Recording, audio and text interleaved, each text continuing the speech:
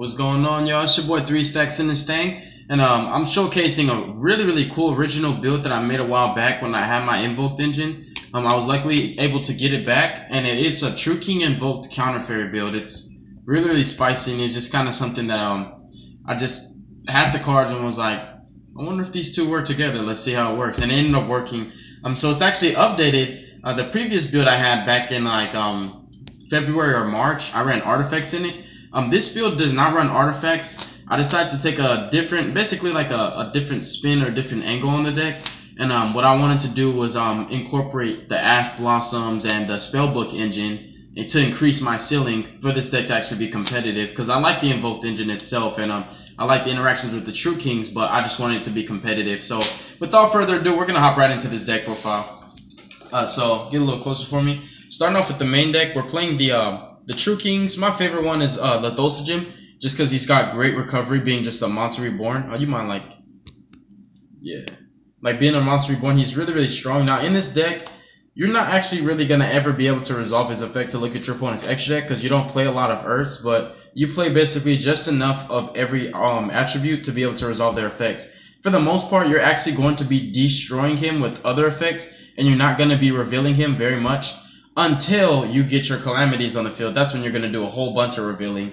Because the way I like to combo off with this deck, because I play such a heavy True King engine, is I like to basically just have calamities on the field, not use his effect to call any attribute, and just reveal a True King and pop one attribute that matches it either on the field or my hand and destroy another one of my opponent's monsters. And then use my secondary True King, call the attribute, and clear 3, if it's making sense. I just like to combo off that way. So 3 copies of LITHOSAGYM, the Disaster.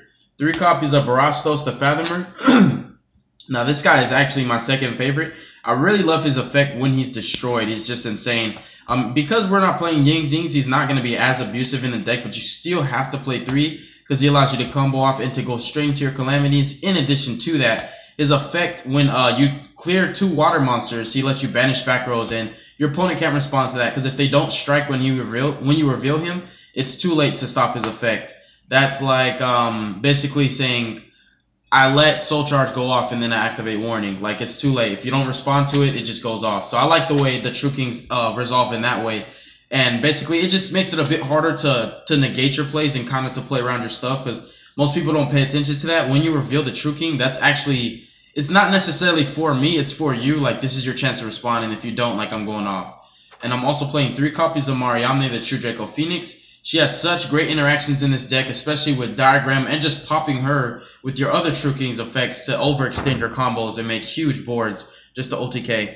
And of course, we're playing 2 copies of Agni Mazut. This is the original lineup I played in my True King Yang Zings. What I ended up doing was, if you notice, these are actually Mega Pack. I ended up just getting reprinted versions of the True Kings because I didn't want to take out any of the True Kings from my Yang Zings. So I still have all the True Kings in my Yang Zings. I basically have extra playsets of all my True Kings now, so I can do different True King builds, because I really do love the True Kings themselves. They're amazing. To Agni Mazut, he's an extender, and also he helps you to clear boards when you're going second, but he's the only one you really don't want to draw when you're going first, so you play 2 of him. That sums up the True King lineup. Now, another great thing about the True Kings is, obviously, as you see, because we're playing Invokes, you have Wind, Fire, Water, and Earth, so you have a lot of great fusion outlets for your Invoke plays, which is pretty nice. And then for engine-like cards, well, the True Kings are engines in themselves. They have a great abusive effect. We're playing 3 copies of Mr. Crowley because he's just insane. Like, this card is just really good in this format. I like the way the Invokes operate. They're just such a great engine for any deck. I feel like the way I looked at Invokes and Zodiacs is they're better off as engines than they are in their own pure deck. But that is just my opinion, and I'm not saying it's a fact. 3 copies of Guiding Ariadne. Like I said, I play counter fairies. This has such great interactions with the True Kings and also with your own Diagram. In addition to that, he's a light for your fusion outlets to bring out your Invoked Mechaba. So he has just insane synergy in this deck. And even as a scale, like, you just strike for free, Ultimate Providence for free, which is right here. Like, it helps you out a lot to play control. So I love Ariadne. So basically, Alistair's an engine, Ariadne's an engine. The True Kings are all engines in themselves because they just have such insane abusive effects that let you combo off pretty heavy. And we're also playing 2 copies of Blue Boy. So as you see, all the monsters you see right here are not only engines, but Ariadne and Blue Boy are attributes that you need for your Invoked, and then he's an attribute that you need for your True Kings. So this deck does focus very heavy on the attributes, not only for your True King combos, but for your Invoked fusions, which I really like. So you have to work for your stuff. Like, you really have to take good care of your resources, and you can't just pick this deck up and think you can play it. You really have to practice and learn how it works. Like, it's not actually a meta deck, and it's not a deck that you see anywhere. It's like something I came up with myself, but it's really not easy to play, and that's another thing that I like about it. Like, I like those kind of decks where you really, it's just not a simple deck. Like, you have to think a lot about what you're going to do, and it'll work out in the long run, but you just have to plan it out. And we're playing 3 copies of Ash Blossom. This is my baby right here. And 1 Maxi. In addition to them being broken hand traps, sometimes you will have to take a sacrifice, and you may have to pop one of these for your True Kings to combo off in order to get game. So in addition to them being powerful hand traps, they are attributes for your fusions and attributes for your True Kings. That will sum up the monster lineup. It's kind of chunky, but it works out in the long run. And then we're playing 3 copies of Double Ds. And we're also playing 2 copies of Magical Meltdown. Now, where is the spares? I do have extra Meltdowns. Well, that's the Wind Witch stuff. But I have extra Meltdown right here. And I'm just choosing not to play it because I'm like, you know what? I have 3 Optimus Primes. I know I can search the double D's diagrams not once per turn. But I was like, I don't want to play 3 diagrams, 3 Magical Meltdowns, and 3 Terraformings. I just felt like that was just doing too much. So we're playing 2 Meltdown, and then we're playing 3 copies of Optimus Prime. You still want to play this at 3 no matter what because you need 6 diagrams, obviously. And if you already resolve diagram and you feel like you want to go for that Alistair, you can use a Terraforming on this. Or if you just draw into it, it helps out a lot. So the 8 field spells, basically. So it's just like a lot of searching. This deck is really consistent. And it doesn't draw a lot, but it searches like crazy. Like, you search off Blue Boy, off Alistair, off of the Guiding Ariadnes, off Mariamne herself. Mariamne and Ariadne. I just caught that. Like, their names are really cool. Him and her. And you do a lot of special summoning as well, of course. Like, the deck is really special summon heavy. And then we're playing 2 copies of Spellbook of Secrets. For the Spellbook engine, you just play 2, 2, and 2. So we also play 2 Knowledge. So Knowledge is basically the only draw power of the deck. And I felt that this was a lot stronger than Pot of Desires because I don't have to play the risk of banishing my invocations. And also, it's still a +1. When you normal summon Blue Boy and search secrets and search this, you literally still get a +1. Do the numbers, do the math, it's still a +1. It makes sense a lot to me to just play this over the Pot of Desires because it's still like a generic engine that any deck can play. And it's also a bit more abusive, so you could get away with playing 3 Knowledge simply because you have the 3 Alistairs. And when you open with Terraforming or Meltdown, you have Alistair. So you have like a lot of ways to use your Knowledge. So you don't always have to have Blue Boy to resolve it. So it has great synergy in this deck, I think. Unfortunately, I only have 1 invocation. No, I'm not playing 1 because I think 1's a good number. I just only have 1. But it works out fine because you just keep recycling it and you just pray to God that nobody's side deck can DD Crows on you.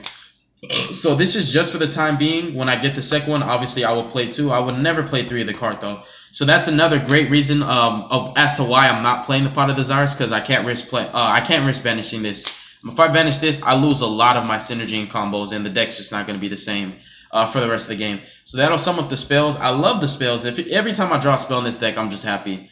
And then the traps is really simple. It's just 3 Solemn Strikes, 2 Ultimate Providence, and 1 Omega Summon. I actually want to bump Omega Summon up to 2 because it's so powerful mid to late game. It just like, it brings back all your fusions that you fused with. Like, for example, when you're trying to summon your Mechaba and you run out of lights, because I only play 3 lights, you can literally banish Mechaba to summon a Mechaba. And then later on in the game, Omega Summon will bring Mechaba back. Why will it bring it back? Because it was properly fusion summoned the first time.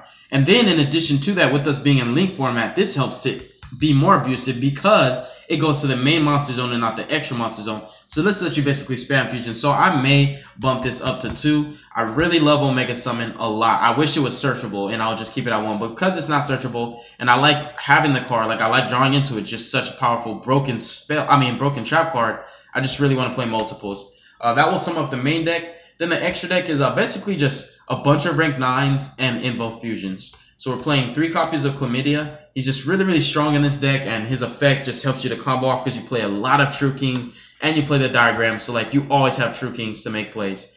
Then I play 2 Phantom Fortress Interblathanier. He comes up a lot and it's really easy to make. We play 2 copies of Mechaba. I'm definitely going to bump this card up to 3 if I get a 3rd. He has really good synergy with the True King engine because he's actually a level 9. So like you can use this effect to negate a card and overlay him and any of your True Kings and then go into an even stronger negator. So that's just something that comes up. It's really good synergy. So I like Mechaba a lot. It made me want to be like, let's play Ghost Ogres in this deck, but I don't have Ghost Ogres. If I had Ghost Ogres, I would definitely play them. It just makes sense. It's like more hand traps, and they have a good synergy. Once you Ghost Ogre your opponent, you could just banish it or make a Mechaba. And then triple Raijin.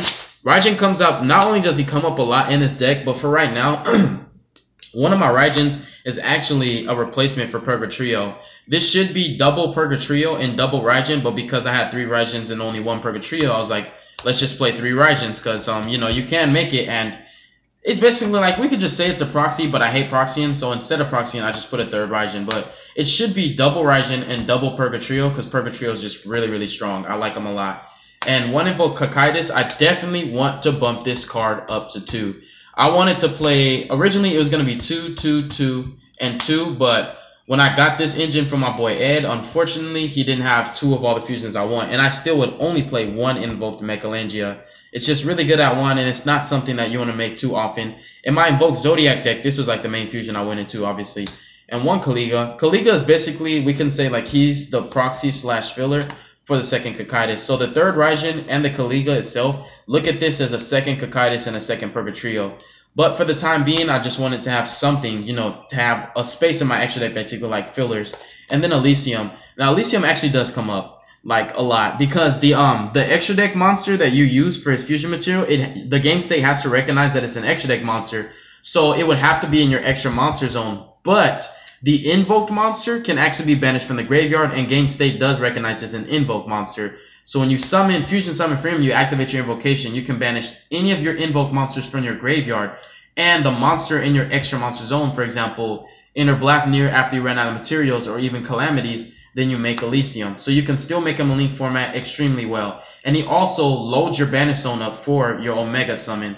So I'm definitely going to put this card at 2. This is my 2nd Omega summon. I'm going to play it at 2. But thank you guys so much for watching the deck profile. Stay tuned for Max Rarity Mermails. This is something that this channel has not seen before. We haven't done a Mermail profile on this channel. Well, we did one with my boy Dane, but I haven't showcased, you know, my spin on Mermails. And also, a lot of people were asking me to see Mermails. So, like, I'm trying to, you know, fulfill a lot of deck requests. Like, I'm trying, man. Like, you guys ask for a lot of stuff, and it's really hard because, like, for the most part, I do a lot of the deck profiles for my channel. And my teammates, you know, they don't really have, like, the time, and they don't have the information to log on to the channel to upload. So, like, I'm really the person you see the most for a reason. So, like, when people ask, hey, Team King of Games, can we see this deck? You're really asking, hey, 3 Stacks, can I see this deck? And it makes it a lot harder for me because, like, I'm not the richest man on the planet, and I do real live deck profiles and not online, so I don't do Yugioh Pro. I like to show you the actual cards and show you the combos and how it works. I mean, I do have a lot of cards, but still, like, sometimes you guys just keep that in mind. Like, when you're asking to see a deck profile, please be patient. Because, like, I don't, you know, money doesn't grow on trees, and I don't just have money here and there. And I always get the cards for you guys, like, for you. And, like, that kind of hurts me sometimes because I'll either have to buy it or have to trade cards that I really, really like. But I did get the Mermails for you guys. And understand that this was not easy to get. And, dude, we're going to get into that when we get into it. But God bless you guys. Y'all be safe, make good choices, and don't hurt your brain cells. Peace.